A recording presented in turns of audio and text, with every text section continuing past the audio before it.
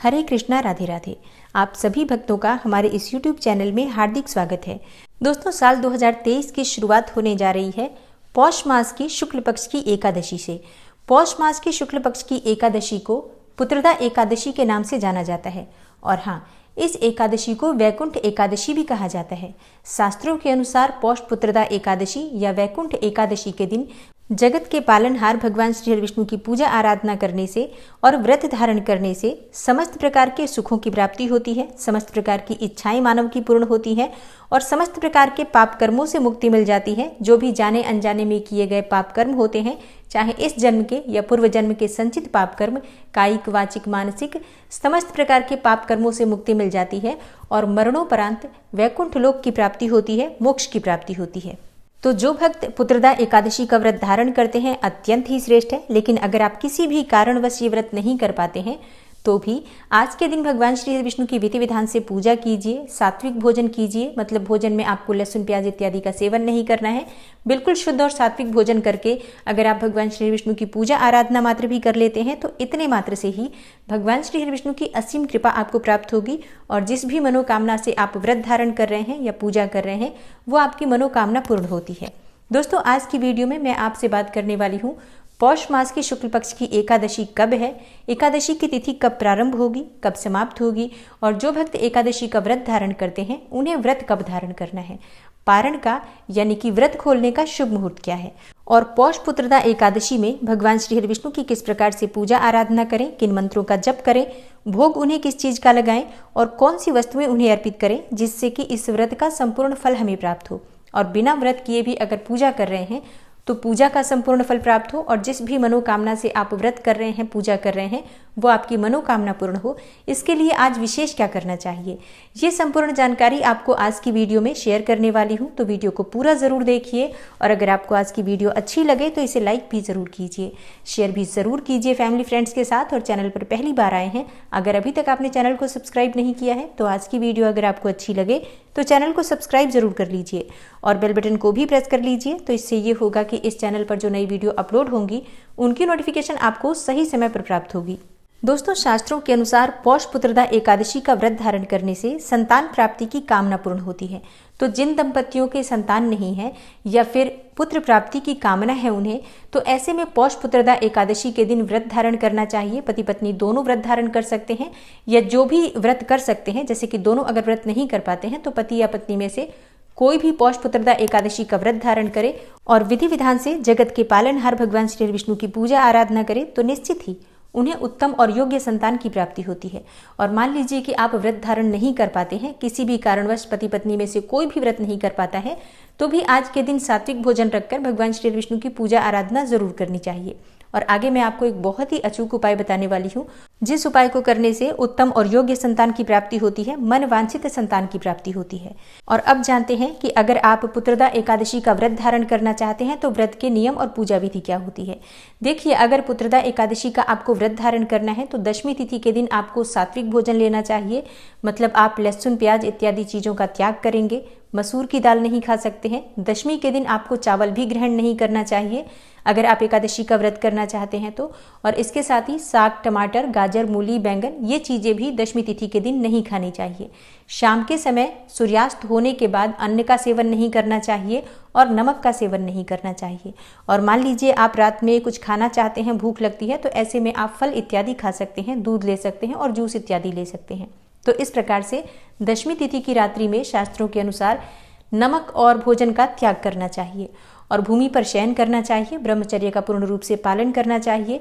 और एकादशी के दिन प्रातःकाल जल्दी उठकर स्नान इत्यादि कर लीजिए। उसके बाद भगवान सूर्यदेव को जल अर्पित कीजिए। उसके बाद अपने घर के मंदिर में भगवान श्री हरि विष्णु की विधि विधान से पूजा कीजिए। जैसे कि आज पीले पुष्पों से भगवान श्री हरि विष्णु की पूजा की जाती है और अगर आपके पास शालिग्राम जी हैं, लड्डू गोपाल जी हैं, तो ऐसे में आप पंचामृत से उनका अभिषेक कर सकते हैं। पीले वस्त्र उन्हें धारण कराएं, पीले चंदन से उनका श्रृंगार करें और भोग में उन्हें फलों का भोग आप लगा सकते हैं। चाहे तो सफेद मिठाई का भोग लगा सकते हैं या माखन मिश्री, किसी भी चीज का जो आपके पास वस्तु उपलब्ध है उसका भोग आप भगवान श्री हरि विष्णु को अर्पित कीजिए। अच्छा हाँ, जो भक्त व्रत धारण करना चाहते हैं उन्हें पूजा करते समय अपने व्रत का संकल्प ले लेना चाहिए, जैसे कि अपने दाहिने हाथ में थोड़ा सा जल और पुष्प लेकर और भगवान श्री विष्णु से प्रार्थना करें कि आज आप पौष पुत्रदा एकादशी का व्रत धारण कर रहे हैं और जिस भी मनोकामना से आप व्रत धारण कर रहे हैं वो भी भगवान श्री विष्णु से कहिए। भगवान श्री विष्णु से प्रार्थना कीजिए कि वो आपके व्रत को और पूजा को स्वीकार करें और व्रत पूर्ण करने में वो आपकी मदद करें। इस प्रकार से आपके व्रत का संकल्प हो जाता है और संकल्प करने के बाद वो जल और पुष्प आप भगवान श्री विष्णु के चरणों में अर्पित कर दीजिए। इसके बाद आप विधि विधान से पूजा करके भगवान श्री विष्णु की आरती कीजिए। ओम नमो भगवते वासुदेवाय नमः इस मंत्र का अधिक से अधिक संख्या में जप करना चाहिए। और हाँ, आप चाहें तो श्रीमद् भगवद गीता का पाठ कर सकते हैं या फिर गजेंद्र मोक्ष का पाठ कर सकते हैं, विष्णु सहस्त्र नाम का पाठ कर सकते हैं। आज के दिन आप भगवान श्री विष्णु के किसी भी मंत्र का और किसी भी स्तोत्र का पाठ करें तो इसका फल आपको बहुत अधिक प्राप्त होता है। और पौष पुत्रदा एकादशी का व्रत आप चाहें तो निर्जल धारण कर सकते हैं या फिर फलाहार के द्वारा भी कर सकते हैं। फलाहार से अगर आप व्रत करना चाहते हैं तो आप फल ले सकते हैं, जूस ले सकते हैं, फलों का रस ले सकते हैं, दूध ले सकते हैं, चाय पी सकते हैं, जल पी सकते हैं। इस प्रकार से फलाहार और जलाहार के द्वारा भी आप चाहें तो पौष पुत्रदा एकादशी का व्रत धारण कर सकते हैं। लेकिन ज़्यादातर भक्त इस व्रत को निर्जल ही धारण करते हैं। तो जिस भी प्रकार से आपकी शारीरिक क्षमता हो आप ये व्रत धारण कर सकते हैं। शाम के समय फिर से भगवान श्री विष्णु की पूजा की जाती है और भगवान श्री विष्णु के सामने शुद्ध घी का दीपक प्रज्वलित करके विधि विधान से उनकी पूजा करके उन्हें भोग अर्पित करके वहीं बैठकर भगवान श्री विष्णु के किसी भी मंत्र का और किसी भी स्तोत्र का आप जप कर सकते हैं। और हाँ, जब आप भगवान श्री विष्णु को भोग अर्पित करते हैं तो उसमें तुलसी का पत्ता जरूर होना चाहिए, इस बात का ध्यान रखिए। लेकिन एकादशी के दिन तुलसी का पत्ता नहीं तोड़ना चाहिए, तो इसलिए एक दिन पहले ही तुलसी के पत्ते तोड़कर रख लीजिए। तो एकादशी के दिन उसी तुलसी के पत्ते से आप भगवान श्री विष्णु की पूजा कर सकते हैं। और एकादशी व्रत का पारण अगले दिन किया जाता है, तो प्रातःकाल जल्दी उठ जाइए और स्नान करके भगवान सूर्यदेव को जल अर्पित कीजिए। उसके बाद भगवान श्री विष्णु की पूजा कीजिए और इसके बाद शुद्ध और सात्विक भोजन बनाकर अपना व्रत खोल लीजिए, व्रत का पारण कर लीजिए। और हाँ, अपना भोजन करने से पहले किसी ब्राह्मण के निमित्त दान की सामग्री जरूर निकाल दीजिए। और आप चाहें तो किसी ब्राह्मण को घर बुलाकर भोजन भी करा सकते हैं। तो जैसा भी संभव हो, आज दान करना आवश्यक है। अपने भोजन से पहले दान जरूर कर दीजिए, किसी गाय को भोजन करा दीजिए और इसके साथ ही चींटियों के निमित्त भी आपको कुछ भोजन की सामग्री देनी चाहिए और किसी ब्राह्मण के निमित्त दान की सामग्री निकाल दीजिए। तो इस प्रकार से एकादशी का व्रत जो होता है दशमी से द्वादशी तक किया जाता है, मतलब उसके जो नियम पालन होते हैं वो दशमी से द्वादशी तक होते हैं। और अब जानते हैं कि एकादशी की तिथि कब प्रारंभ हो रही है, कब समाप्त हो रही है और पौष पुत्रदा एकादशी का व्रत हमें कब धारण करना है। तो देखिए, एकादशी की तिथि प्रारंभ हो रही है 1 जनवरी 2023 को शाम 7:11 पर और एकादशी तिथि समाप्त होगी 2 जनवरी 2023 को शाम 8:23 पर। तो सूर्योदयकालीन तिथि के अनुसार साल 2023 की जो पहली एकादशी है 2 जनवरी 2023 को है। इस दिन हम व्रत धारण करेंगे और पारण का शुभ मुहूर्त होगा 3 जनवरी 2023 को सुबह 7:12 से सुबह 9:25 तक। तो इस शुभ मुहूर्त का ध्यान अवश्य रखिए, क्योंकि शुभ मुहूर्त में जब हम व्रत का पारण करते हैं तभी उस व्रत का संपूर्ण फल हमें प्राप्त होता है।